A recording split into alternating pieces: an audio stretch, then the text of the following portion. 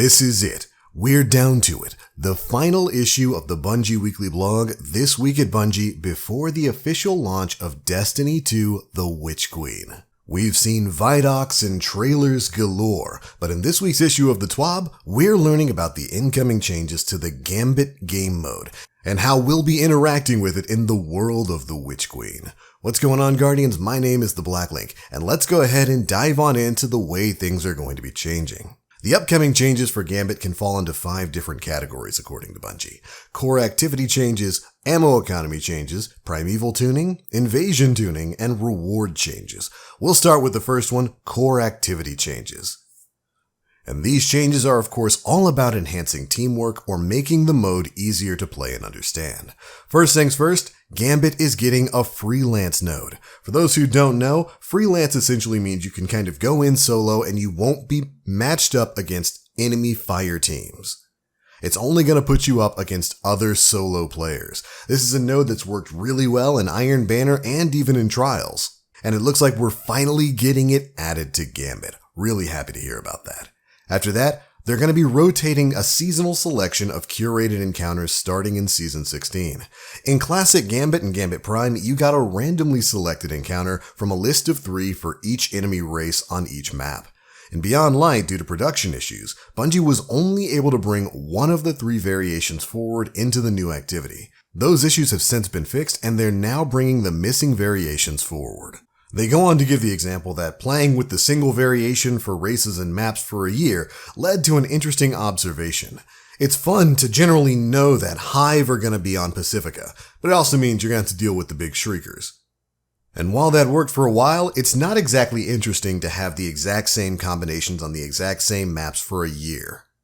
And so it's going to be more interesting to have a set rotation of spawns for each season over those 3-month periods, which will allow you to really master an encounter and then have something new and fresh when the rotation then happens. So for now, no more Shriekers on Pacifica, but they will be back later in the year.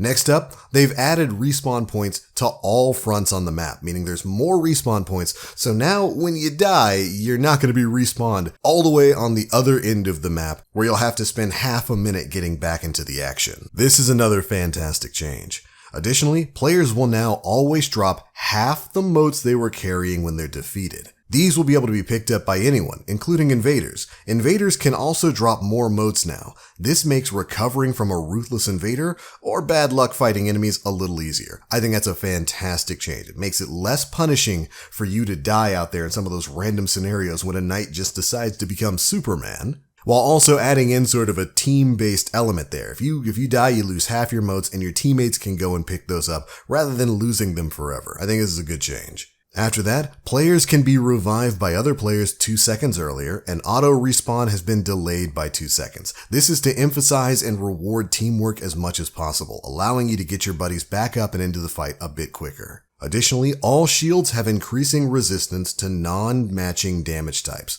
While not as severe as match game resistance and Nightfalls, they did want to promote build crafting and teamwork here. And then finally, a Rules of Gambit node has been added to the Gambit launch screen, and numerous Gambit-specific hints have been added to the load screen. This is for the newer players to let them know the rules of the game, essentially. Overall, really great core changes here, but it's only the beginning of the changes we've got for Gambit. The next section details changes to blockers, draining, and the bank. First things first, the 10 mote Phalanx blocker has had its health boosted a bit. Bungie essentially felt like they weren't quite tough enough for their mote cost, especially when compared to the Knights, so they increased their health. The 15 mote Knight blocker has also gained a stasis attack, which Bungie says will make them more deadly without necessarily making them harder to kill. Additionally, mote drain from multiple blockers continues, even if the opposing team is in Primeval phase. This will help the team that is behind get the Primeval a little quicker. It's never really felt great to send over 4 blockers only to have the enemy team completely ignore them, all while still being severely behind. This will also give the team in the lead a bit more incentive to kill blockers during their Primeval phase. I actually think that's fair. Come on, Raise your hand out there if you're somebody who gets to your primeval phase and then the enemy team who's really behind sends a bunch of blockers. Raise your hand if you actually clear out all those blockers before you go after the envoys and the primeval themselves. I know I don't. I just stand a little further back and linear fusion rifle the boss down. Anyways, finally for this section, moat drain is paused if a player is near the bank and engaging the blockers. That's a fantastic change. Having your moats drained, especially when you're really far behind, never feels good. So now if you're close to the bank and you're actually engaging and trying to get those blockers away, pausing that moat drain, I think is perfectly fine change. Alright, moving on to the next section, we learn a bit more about the ammo economy in Gambit. Here, Bungie states that their goal for these changes are to make a more predictable and equal baseline of special and heavy ammo among all players. And so, here are the changes they're looking to make. When completing a front, a chest containing a small amount of special and heavy ammo spawns in the middle of the front and can be looted once by each player. It times out at 20 seconds after the initial interact, so you still can't dilly-dally. And for those who don't know what a front is, basically once you've cleared out all of the enemies in a specific section and they start spawning somewhere else, from trees to beach, on Emerald Coast, when you clear one of those, you're now going to get that ammo crate spawning special and heavy. This is going to be great for consistently having the ammo that you need to complete encounters. Next, killing a high value target spawns one normal heavy brick for each player. And during the primeval phase, ammo chests spawn in one of the fronts every 60 seconds. So moving forward, you should never be without special and heavy ammo in the primeval phase and just plinking away at the boss with your Mightum multi-tool. Fantastic change. And of course, this replaces the regular front ammo chests, but you still need to find the time to go and grab them, because again, they disappear in 20 seconds. Finally, limited special and heavy ammo bricks to only spawn from enemies if you have Finder mods equipped. But other ammo exotics and perks like Aeon Colt will still work. So if you want to get that heavy, you gotta have an ammo finder for the specific weapon equipped to your character. Interesting changes for the ammo economy there. After that, we're going to cover the changes to the primeval fight itself. First things first, the primeval health and Slayer stack bonuses have been returned. Burning the boss after 3 rounds of envoys should be just as easy as it is now, but burning him after just 1 or 2 rounds should be significantly more work. So with this, Bungie is looking to cut down on those instances of the enemy team getting their primeval up and then 5 seconds later, the game being over. Next, envoys now spawn with friends out in the fronts rather than in the bank area. They have reduced health and are no longer affected by Slayer stacks and have varied elemental shields. Killing the envoys to get Slayer stacks will require movement, dealing with the envoys' protectors, and dealing with their elemental shield. So with this change, the envoys are no longer going to be popping up around the centralized bank area. They're going to be popping up on one of the sides of the field that you generally have to clear enemies out from. This is a good change. It's basically going to make people run around to go look for the envoy rather than just sit and stare at the middle of the map. Next, envoys will put an invulnerability shield on the primeval. That way you must kill them both to remove it and damage the primeval, forcing your team to go out and invade. Then, envoys respawn at 30% of the primeval damage done. This increases by 10% for every envoy respawn, and envoys will stop respawning after the 5th spawn. Finally, the primeval servitor boss has been removed, since its custom shielding mechanics conflicted with these new mechanics, but the Malfeasance quest starts on your first primeval kill. But there we go, that's the changes to the primeval phase. Next up, we've got some changes to invasions. And the first one's a big one. Level advantage is now disabled for Invader PvP. Well, actually, it's been like this since the start of Beyond Light, and Bungie's just now announcing it. Then, one of the moat phase invasions has been removed. Invasions will now trigger at 40 and 80 moat thresholds, while the primeval phase invasions are unchanged. Invasions can also no longer be saved up. You either use it or lose it.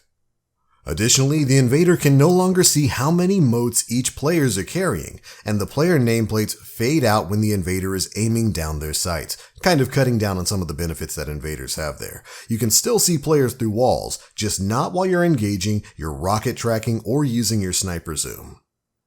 And then finally, they found a bug with how the primeval heal effect was being applied, which, depending on the sequence and timing of kills, would heal the primeval for somewhere between 5 and 35%. They fixed it, and now invader kills heal the primeval for exactly 27% of its health every time. They say that this sounds like a lot, but it's actually less than the optimal amount prior, and that Bungie may change it in the future based on feedback. Alright, let's talk about the changes to Gambit Rewards. Gambit is going to be the second of the core rituals after Trials of Osiris to get comprehensive engram focusing options. So the same way you can focus your engrams at Saint 14, you're going to be able to do that at the Drifter. You can focus the Gambit engram into either Gambit armor or Gambit weapons for 10,000 glimmer and 50 legendary shards. Gambit weapons will include Crowd Pleaser, Bottom Dollar, Trinary System, Borrowed Time, and Servant Leader. The brand new Gambit weapons are drop only for a single season and then become available for focusing. And of course, they expect to expand Drifter's focusing options further during upcoming seasons. Here's some other changes. Bygones, Trust, and Bad Omens have been removed from the vendor, and they've made some changes to in-match drops. There is a Gambit memento for weapon crafting that can drop after any match, and older Gambit shaders now have a chance of dropping at the end of each match. Finally, Primeval Servitor cosmetic drops can now drop at the end of any match, and the Furtive Shell Ghost can now drop at the end of any match. So there we go. Those are the changes in terms of rewards coming to the Drifter himself. Now let's talk about the future in Gambit Labs. Starting in Season 17, Bungie is going to be making some additional tuning changes as well as adding 3 new bounties. And throughout the year, they'll also be adding bounties specific to Light 3.0 updates. But then we learn about some Gambit Labs, Invasion Edition. These are experimental Gambit modes that will run for 1 week each and will take over the base Gambit node. The first one is Invasion Swap. This lab's variation plays around with who gets to benefit from triggered invasions. During mode phase, instead of opening your own invasion portal at 40 and 80 modes, you instead open your opponent's invasion portal. They expect this to completely disrupt the accepted meta for how and when to deposit and invade, and they're looking forward to seeing the clever strategies and counter strategies that players will develop. Then we've got Moat Thief. Fundamentally, the original concept of the Invader was a guardian as a taken terror, overpowered and dangerous, something new to have to fight. And while that is very compelling, they don't believe it's the only compelling Invader fantasy. We believe the sneaky Moat Thief is worth exploring too. And so with this, normal moat drain from having 2 blockers is disabled. Instead, every second the invader is invading, 1 moat drains directly from your bank to the invader's bank. So it's probably going to become a game of hide and seek for you to hunt down that invisible hunter and stop him from stealing your moats. This is something straight out of Mario Party IMO. But anyways, that's it for the major changes coming to Gambit next season. A lot of really great stuff there. And I can't wait to see how it affects the game mode moving forward. Now, additionally here, Bungie mentions that there will be some Trials changes coming up very soon after the launch of Witch Queen, and we'll be learning about that sometime after next Tuesday. Alright, lastly, we've got some final patch note previews to cover here before the Witch Queen goes live. Starting off with some ritual rewards. Starting with the Witch Queen, Ritual Playlist rewards will be updated to grant ritual-specific gear, weapons, mods, and armor, and no longer be granting rewards from the general world pool. Really happy to hear about that. Crucible will grant Crucible gear, Vanguard will grant Vanguard gear, and Gambit, of course, will grant Gambit gear. Engram focusing is currently only available on Saint 14 and the Drifter for their ritual-specific engrams, but world engrams will continue to be granted at major ranks on ritual vendors, just for a little variety.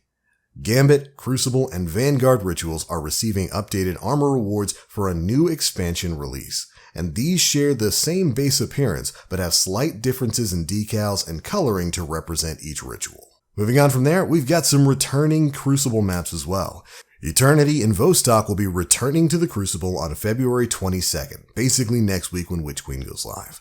Then, there's no real changes for Eververse, which might surprise some people. This includes no changes to Bright Dust acquisition or totals compared to that of Season 15. So players will continue to earn Bright Dust from seasonal challenges, repeatable bounties on specific vendors, and through the Season Pass. But do note that this week will bring the final drop of 700 Bright Dust in celebration of the 30th anniversary. Make sure to redeem this offer in the Eververse storefront before it's gone. And then we get an awesome picture of the new Universal Armor Ornament sets available through Eververse starting with the Witch Queen. After that, we've got some Season Pass changes, and one is really good to hear for me. High stat seasonal armor has been reintroduced. Individual pieces will be awarded between ranks 57 and 87. Remember back in the day when completing ranks on the seasonal pass would get you high stat armor? Bungie took that away. I didn't agree with it then, and it looks like they're bringing it back. Very happy to hear about that. Next, legendary engram rewards on the Season Pass have been replaced with focused Umbral engrams. There will be 5 in total, each focused to a different armor piece, including arms, legs, chest, class piece, and head pieces. And all Umbral engrams will be tiered too.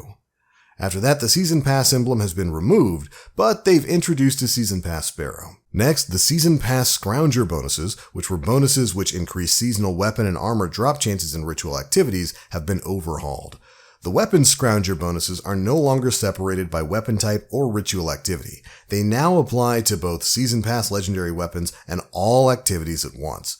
Because of this, we'll have 2 Weapon Scrounger bounties instead of 6, and the first bonus will grant the player a small chance to receive the weapons from ritual activities. The second bonus gives an improved chance, and the total drop chance is unchanged from previous seasons. The Armor Scrounger bonuses are no longer separated by ritual activity as well. It now applies to all activities at once. You'll have 1 Armor Scrounger bonus instead of 3, and like the weapon bonus, the total drop chance for each armor piece is unchanged. Aside from the emblem, no items have been removed from the Season Pass, only added. A number of rewards such as Glimmer and Legendary Shards have been consolidated to make room for the high stat armor. And a small amount of upgrade modules have also been added. The order some rewards are acquired in, though, has been tuned to accommodate the above changes.